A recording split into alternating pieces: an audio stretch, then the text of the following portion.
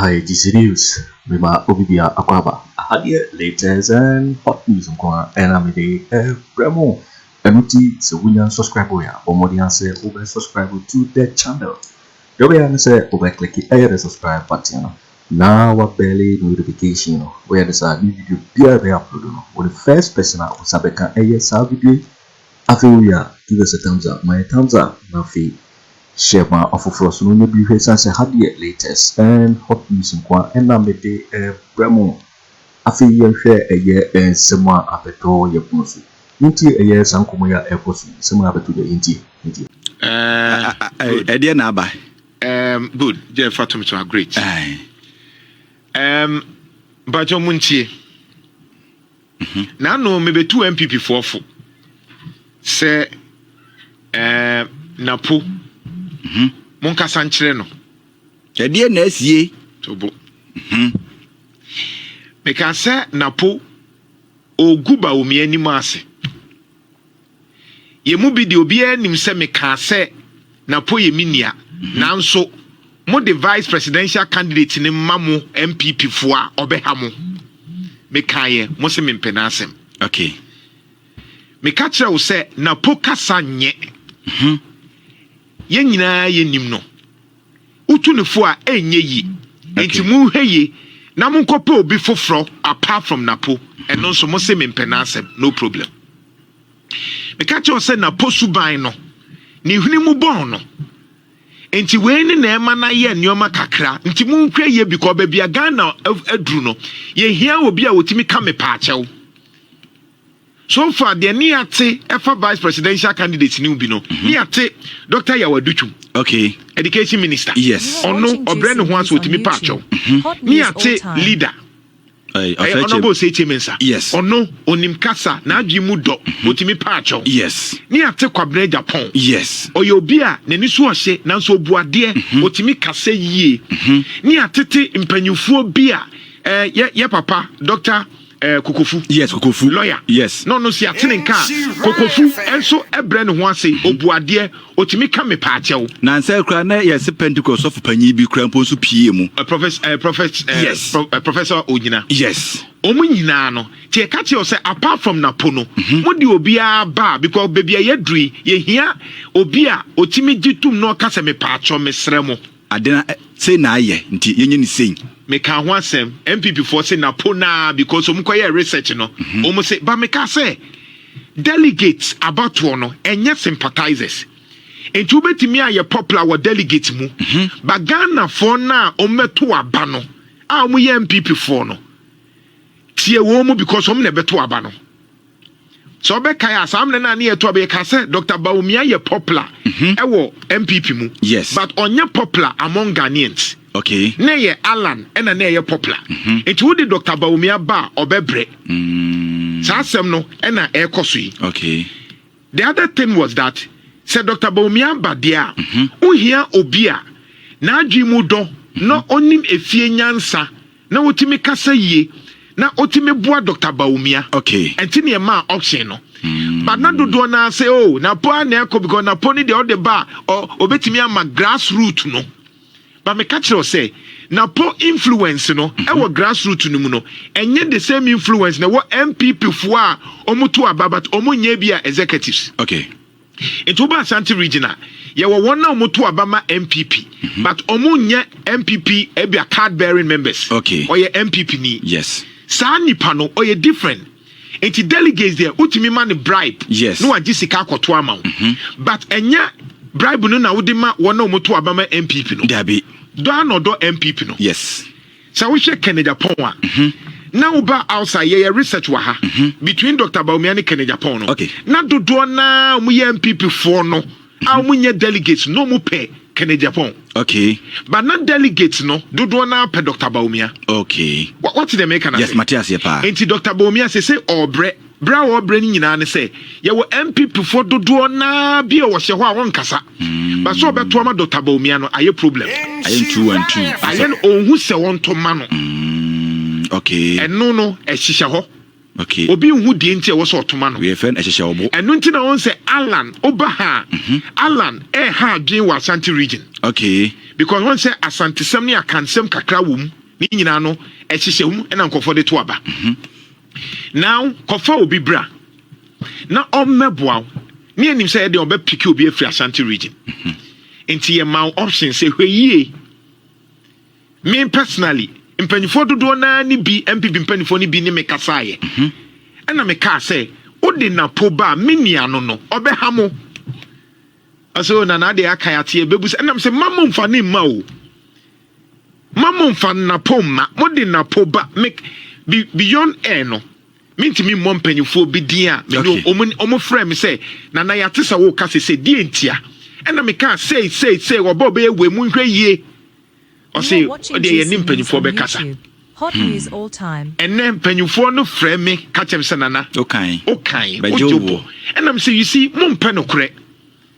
me me say na po no omoa mo na po na hanta ne doso na po no on sesa de wo ye wo be ha mo enti o sha se otumfo ye wura tu ne fo a endi 30 minutes akwa wa and o kan say 15 anche sa papa na ono ba ku papa ya wuye ba ku yi no aba na nse no nso na okoka ba ku bi me refi kra se okoka ba ku bi current one na afi do oba ne se obi a wuye Kristo ni a wokọ asori no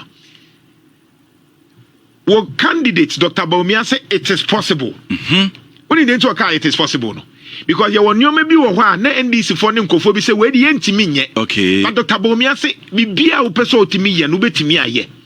It's Dr. Bawumia say it is possible to say bibia betimi aye. Okay. Then a vice presidential candidate na e was say otimi ka say bibia ye possible no. The person o chene say 24-hour economy so person obotu guninti no. O say enye possible.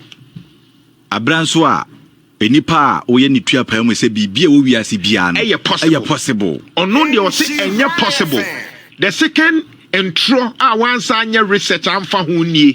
Say ekrobie ni we ye 24-hour economy hwe we vice presidential candidate umuodu e chese president ni wa na ye president the second most powerful say na won san kenkan san ka ho na pon san kenkan enka ho hu say utimi ka say utimi bie wa no bia wa sua de MP utimi ka say country bia ni ho ye 24-hour economy na po krati ni te saw a wa sua de timi ka kire nipa say country be anywhere 24-hour economy. Samum.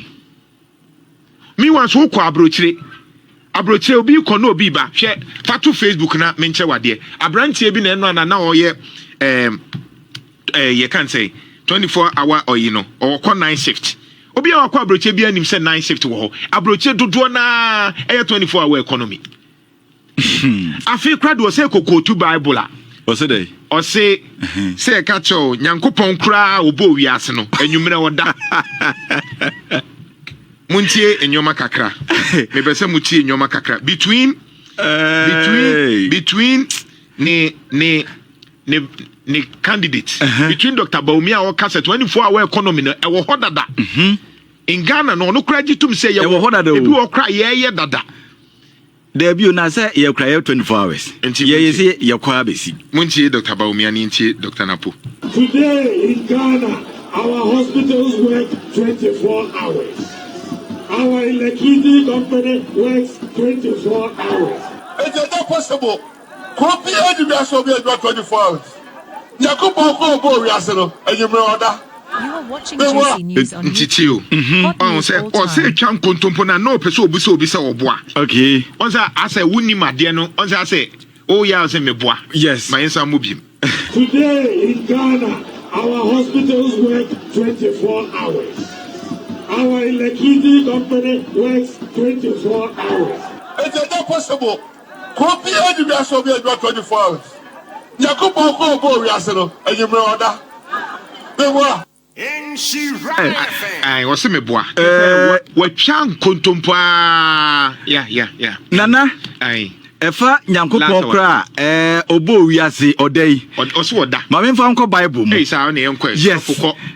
Psalms enyum so ko Bible ma enyum ngoma no David enyum ngoma no aha etire wo ha ne aduonu ba ko enyum kra de ni tinti enyum no waka enyum 121 wo hu ai sa enyum wo ha near do back. Na ni mu say ɛnan no say what say share no kind no to koma dia o share Israel no ontonko na wonna enti se obi hwe Israel kan biem Psalm 121 o say ni mu ɛnan no what say share dia o share Israel no dia o share Israel dia o share Ghana dia o share wiase dia obo wiase born ni wiase in Genesis 1 verse 1 I say Bereshit bara Elohim ha aret ha shamayim in the beginning God created the heaven and the earth ono a born ni wiase no onye dey ontonko no onye dey na wadampo he does not slumber he does not sleep he does not sleep na ni mo no dwe afi do bi koka so na se Nyankopon eje na homeda and I'm say you can't rest in your sleep oh you say jewa home they say me yesu me say oh jewa home yes jewa home ni say obekwa aba but you say bia wabre enti jewa home numu nsuo kakra eno nche say wada enti Nyankopon oje na home wo bra wo bo ni bibia wie ni nche say na Nyankopon ada me hu say NPP fo bi ahyase a wo mu ka ena Nyankopon rest ye nti eche se wada. Okay. Are you serious NPP for next Bible kramon santi ase. God rested the 7th day, just God slept the 7th day. Nyankopon wa wajin na home ene to sonson no nche se Nyankopon dae. Dabi. Na obo bibi. Na obo wie ye nyina o ka se eye no. Ena afi de oje ahome se afi na wo hwe bibi ase ma ya ayese wasi dan awie habitat fair yes what the habitat fair esi dan awie because e bia wo ba ho no obehu se o edan wato e bia windows kakra wato enyoma adi besi wato tiles kakra wato cement wato DBS omu roofing enyoma nyina bi wasi dan kama wasi ni nyina awie afi wo koba afi wasi awie no mi wi am na me dey menyima home oji wa home hwe ades ewrade me da se mituma dan. I know you have rested from all the pressures. What do I say? Tell me a Godfather or why you regime agro say me kojima home. What do I say? But ojina home or team person no wotie yen. Eno nche se otie adwuma no hwe ha obeda. Debi. But na po a ye Kristo ni a na no kuta anointing oil no. Etimi akotu Bible catch say say Yakopon kra woda.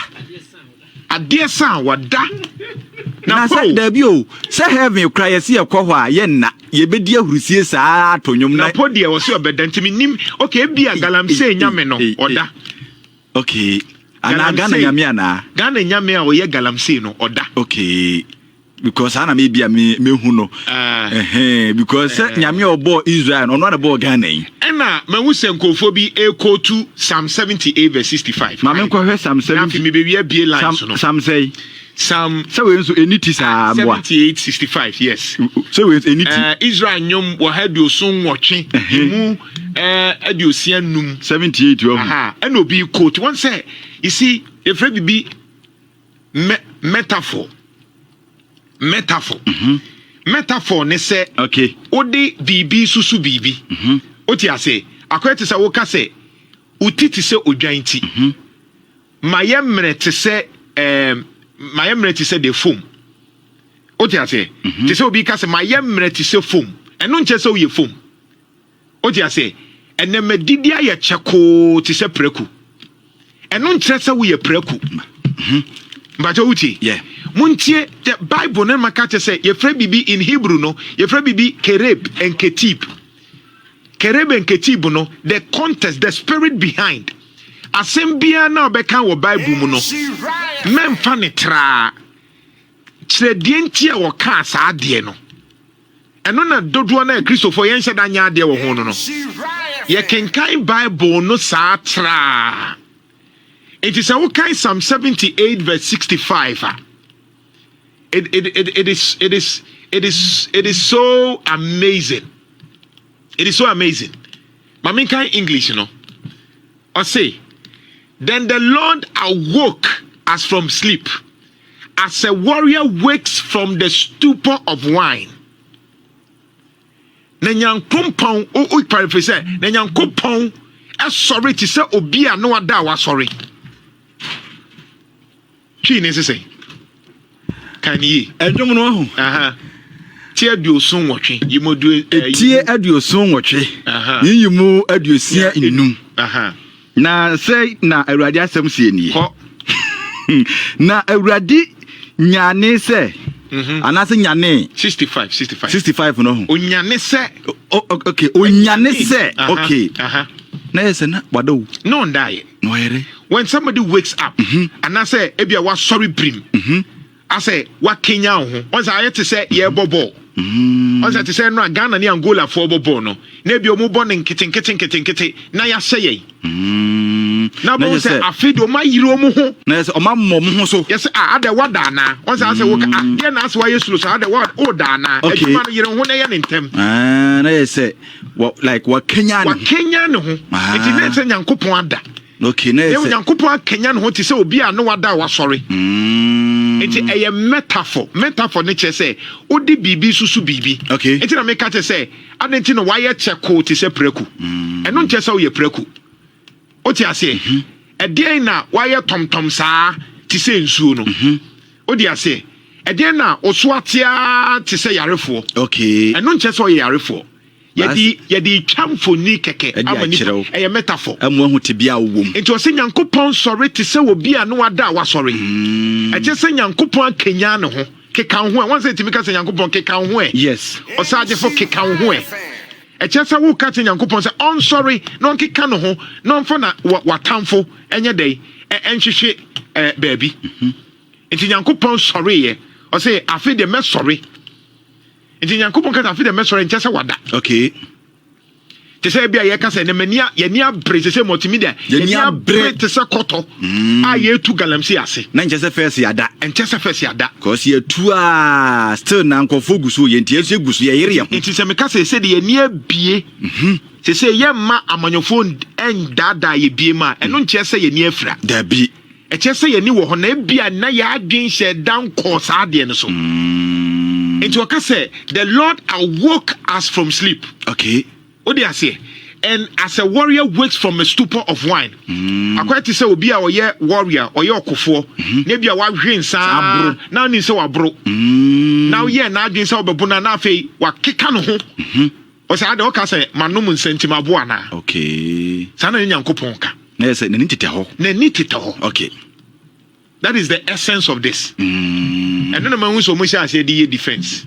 Oh, Psalm 12, 121 verse 4. On this day, I say, indeed, he who watches over Israel will neither slumber nor sleep. Yes. On the need that honor that some abonsam for queen. And 2. NAPO and soon nim se and now se see a ye kase. Okay. Odim pass on moame. Se see a bossy. Abo 9. Ko China abo say ko Russia for China mami for Russia. Okay. E tell say wo time a wo wada no bi asori. Obi ye adwuma. Mpatoti. Na ye say ewiase no cry 24 hours. Ewiase no 20 time a wo wada no. Obi ye adwuma. Enti say Nyankopon da.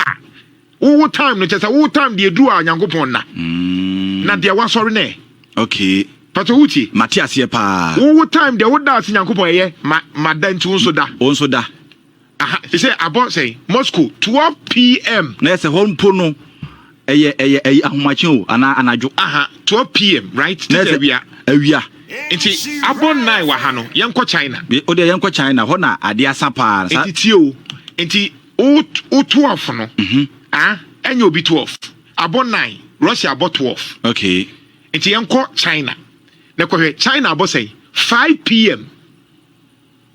enti esi aye ka say ayeka good morning no obi wa China obeka good evening enche obeda yensu enya nai yenko Australia nso diabo I am so surprised na po of your caliber wasua dia ya mouse akwanya we ya ye retu fo no unim say wo time a wada no obi nso asori nti Nyankopon 24 hours ne ma no bi asori mu ye adwuma nti e wo so no so na ni da ho ti Nyankopon nai onna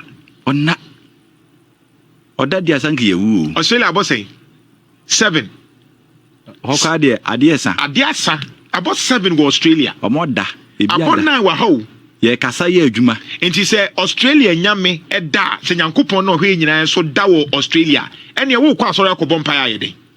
Ebegu puno achi. Ene Friday yi. Se nkofo bebre kobọ mpa ye. Muslimi fo be ko juma. Bebre. Beboa. Yeah. Enti samre no se Nyankopon na da wo Australia because about 7 p.m. Enche na te so mo da. Yes. Ebon na yo mada. Samre na ebon na bi about 11 wa ha no. Enti ebusa se oda wo ho a wo mpa bo na wo bo se Nyankopon nyo onye dey. What's happening? NAPO problem ho. Nana Kabie na mimbi say Nana Tonga Islands. Aha, for Tonga Islands no so Tonga Islands. Tonga Islands wo. Ufru na ko Virginia ho. Ana ho de emutwe. In Brazil do mu eche Tonga wo ho. Tonga wo okay. Yeah, any use terms no ne. Brazil dey 6. Into the Tonga no Tonga ti mo na mo fa Tonga no foforo. There be me fan for fro. They were Virginia and a Tonga. Tonga Islands. A whole crowd here about 10. O ma dakra yinkromu. Tonga for Ada. O ma dakra. And then as we discount Tonga ni aji. O ma dakra me kro ndi kra o mo ye ho adwuma. Tonga yekru. O ma de yekru no ho adwuma. Ochamucheche mu abenwa ha. Mate, ya da se. Se Tonga yekru. Tonga yekru na Virginia nso yekru. Virginia nso yekru. Ya da se. Tonga Island for about 10. Enti eche so mada. Enti so mo Tonga ne say Nyankopon aye o Tonga ya do. Enti da.